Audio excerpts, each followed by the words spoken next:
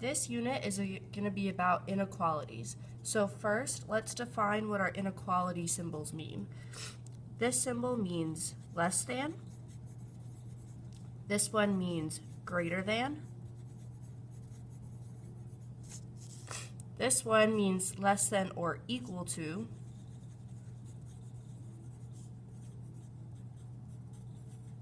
And this one means greater than or equal to.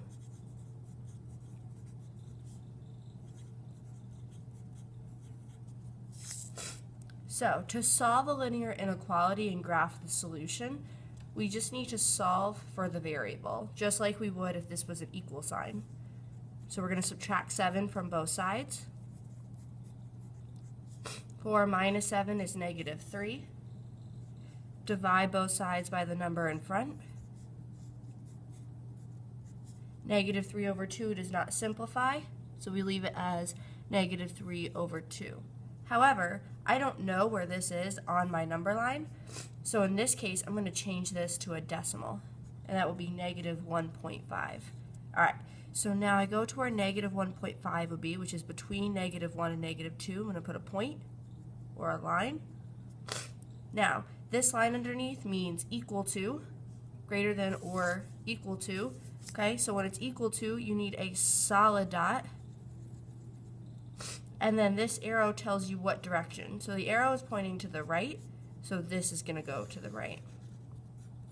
And that's how you graph a solution. Alright, so do the same thing here. We're solving for x, so I'm going to add 14 to both sides. 6 plus 14 is 20. Divided by 5 on both sides.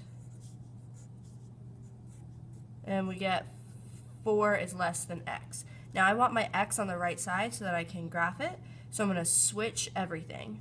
So x goes over here, 4 goes over here, and that means this sign has to flip as well.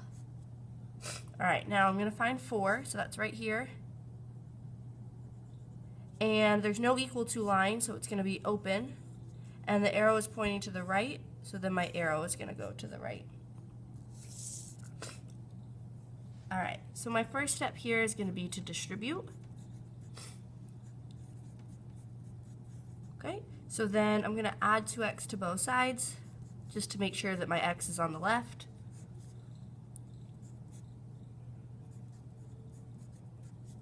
Okay, then I'm going to subtract 4 from both sides.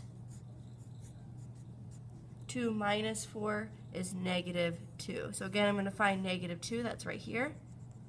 There's an equal to line, so it's going to be a solid dot. And then the arrow is pointing to the right, so my graph is going to point to the right. Alright, so this is an SOL type question. It says, what value of x makes the following inequality true? So that just means solve for x. Alright, so I'm going to distribute first. Still solving for x. So I'm going to add 5 to both sides. That gives me 25.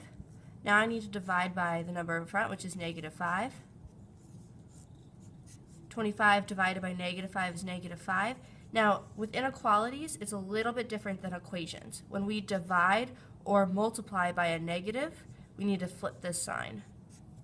So it's actually x is greater than negative 5. So let's see. No, no, yes.